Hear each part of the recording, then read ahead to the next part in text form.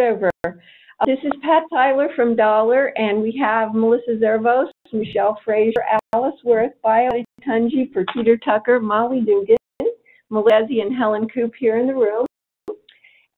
We are not taking roll. We are able to see who's joining us, via the webinar. So I'm going to start right in with some federal updates. This update is from Shop Talk. Shop Talk is a bi-monthly conference call that the Office of Career Technology and Adult Education hosts for state directors and state staff in the state adult ed offices. And they pointed out to us that there's some joint performance guidance for WIOA programs have been released in December. It is the Program Memorandum 17-2. And this is important because there is an opportunity to comment on what is known as sub-regulatory guidance until March 20th, 2017. And I do want to remind everyone, I think everyone knows that our current performance measures come from Title I of the Workforce Innovation and Opportunity Act, Section 116 of that act. There are regulations, and now we have regulatory guidance, which gives a little bit more information. And it is, as I said, an open comment period until March 20th, 2017. Now, I will warn you that this is a 72-page document, but it is important for adult ed programs to review it, and you may not want to review it in its entirety, but certainly the pieces that regard measurable skills gain, which is the one performance measure that where we have performance targets at this particular time. We will have performance targets in the future on the other performance measures once a baseline is established. So I know we've recently had some questions about what is effectiveness in serving employers. And this particular guidance document gives some information on that. And so there are some opportunities to comment on that at this time. And it is possible also that you receive some information from the Division of Workforce Development and Adult Learning here regarding comment on that. So an important document, if you load that document from the Octave website and you wish to discuss it, please be in touch with us. With that, we're going to move on to Wednesday upcoming events. And we did to make you aware of these. If you are not already, we have included the website for these. So WIOA Wednesdays, and even though they are WIOA Wednesdays, some of them occur on Thursdays too. And so we have listed the ones that are coming up in the near future, and you may register on the website. One delivery system overview, we expect that to be very, very important to, our system work that we do, the system at large. And certainly WIOA partners on the 22nd will be very important, and we highly recommend that you avail yourselves of these.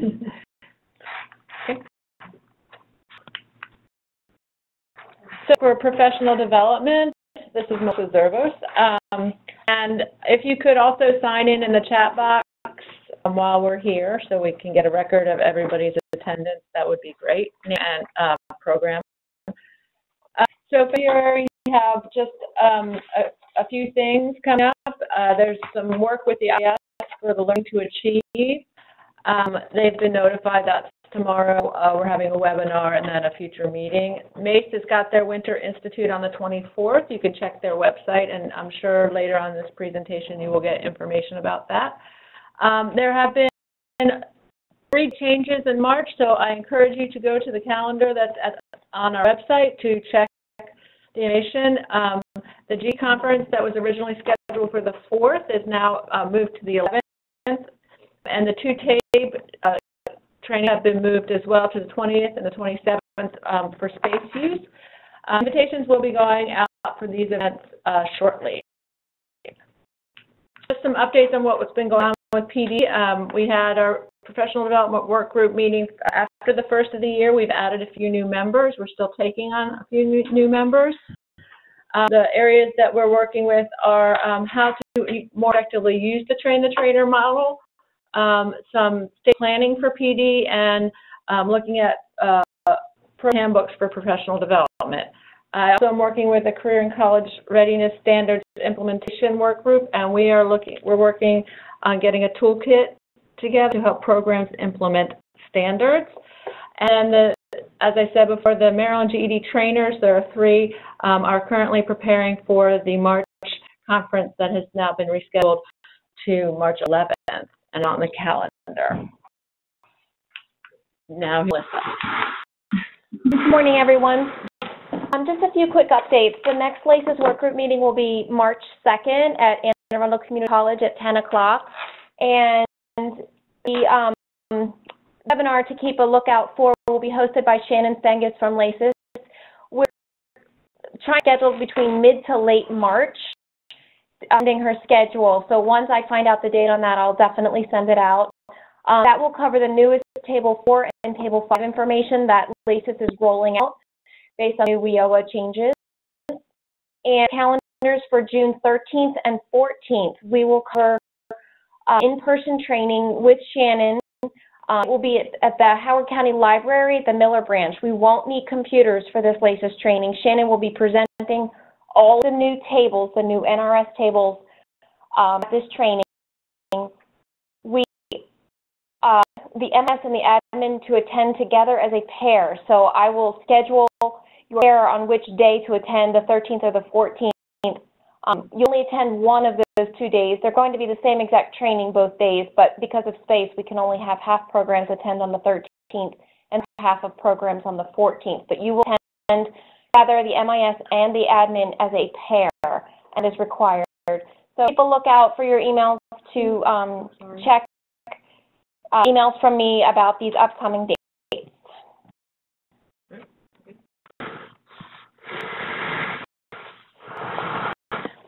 Good morning, everyone. This is Molly Dugan. We don't have very much GED information this particular month. There were no big announcements from GED testing service. It's really too early to report on data. They caution us to use only 3 months worth of data. But for your information, our testing volume is running approximately the same as it was last year, about the same number of testers, both for the calendar year of 15 to 16, and in the month of January to last January. GED testing, as far as I know, no one is running into any issues locating a testing center, but if you're familiar with anything like that, please make me aware of that. And just 2 other things. From the testing center this morning, they provided a survey, which I was going to take a quick look at so that I could announce it to you, tell you something about it, but it wasn't open yet. Just this morning, a GED testing service, GED testing service survey was put on the website, and you probably will be getting that from them. So you'll choose to complete it if you have things that you wish to say to them. And for a final thing, our GED annual conference will be in Dallas this year, July 27th to 29th. Last year, we had a good amount of participation because it was so nearby, being in Alexandria. But just put it on your radar that it is coming up in July, and it will be in Dallas. Thank you.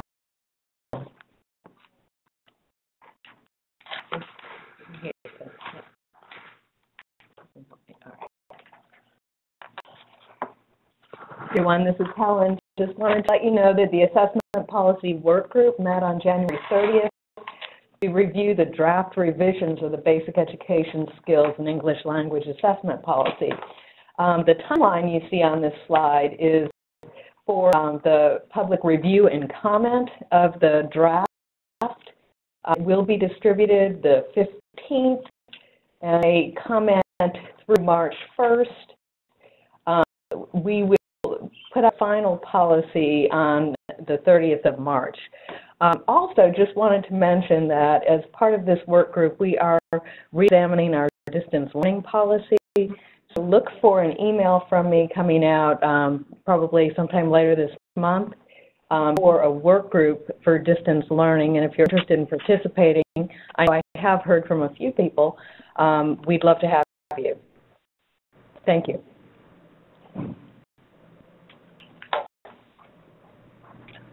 Are you there? Unmute folks, I don't.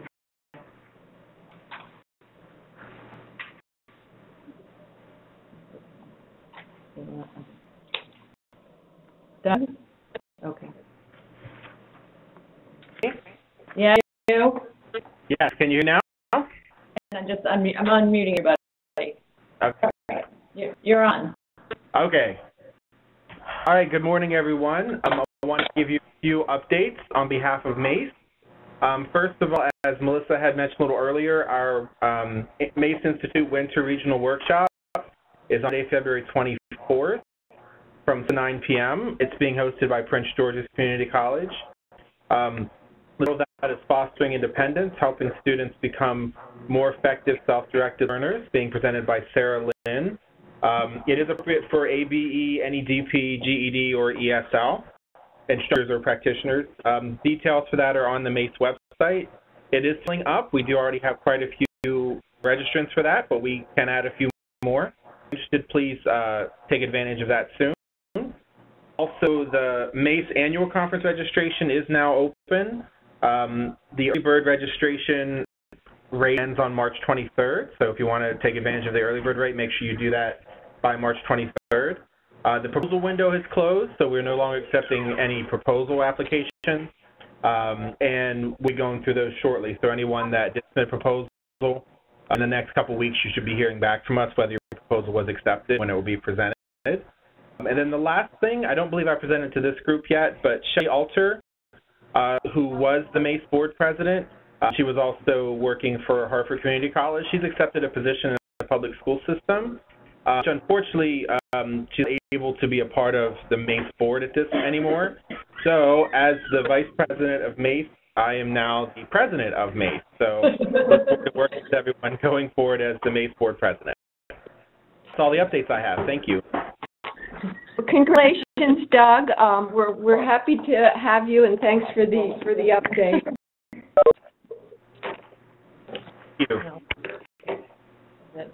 Okay. And that we had a brief agenda today, so it's your turn. Time for questions, comments, and general sharing.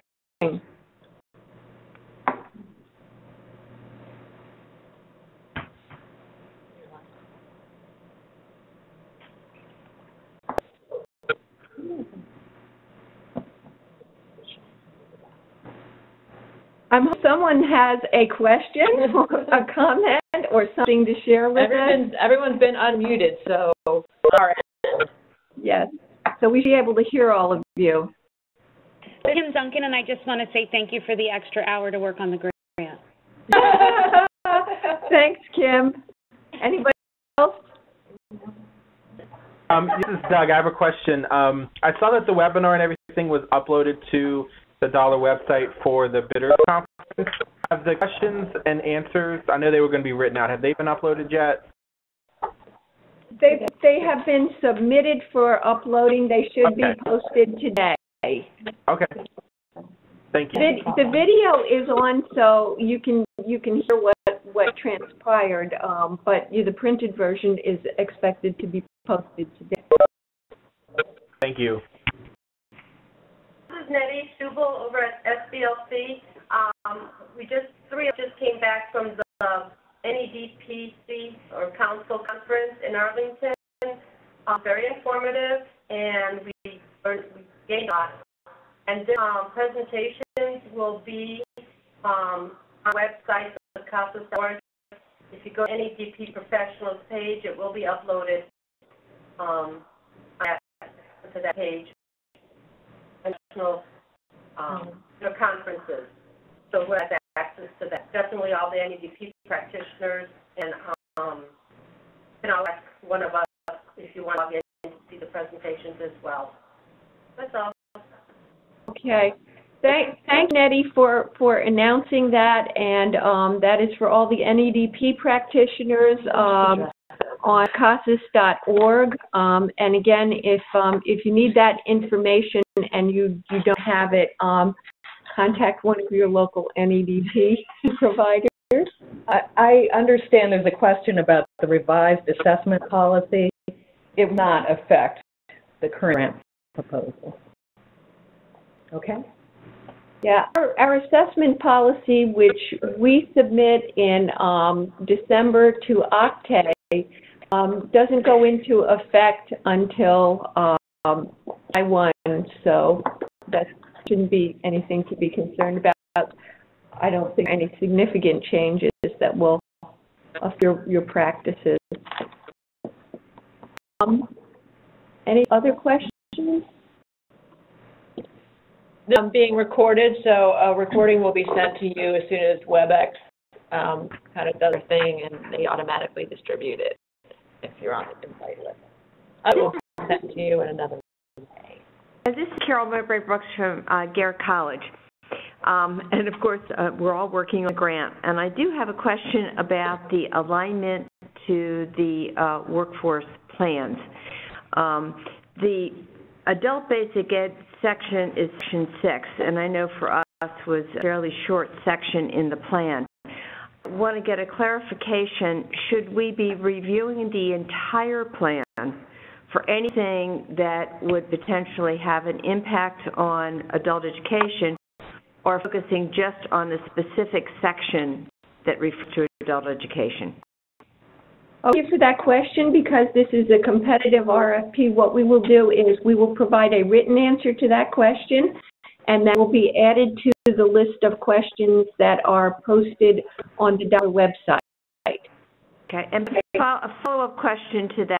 Since those plans have been submitted, MOUs have also been completed. So a follow-up question, is that considered part of the plan, and should we be referencing that? Okay, well, we will answer that as well. Thank you.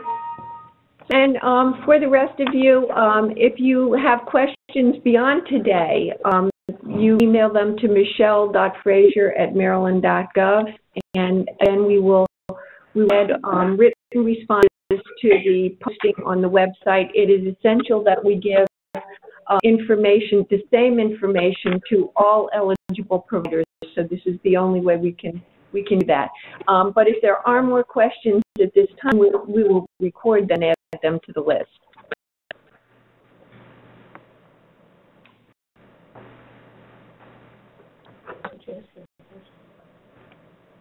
Okay, any questions or comments on anything else?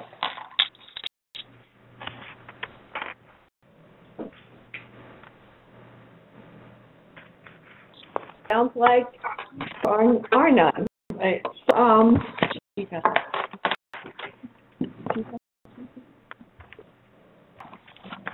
Okay, so I'm going to close the call now and give you back your time to work on the RFP. But I want to say in closing, what an honor and pleasure it has been to serve as your director.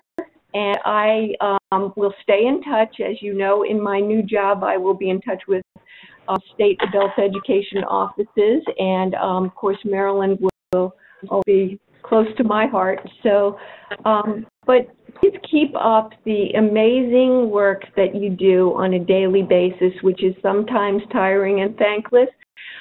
But stay united, work together on behalf of our students. And I will leave a forwarding email as soon as it's available, and that prior to my leaving.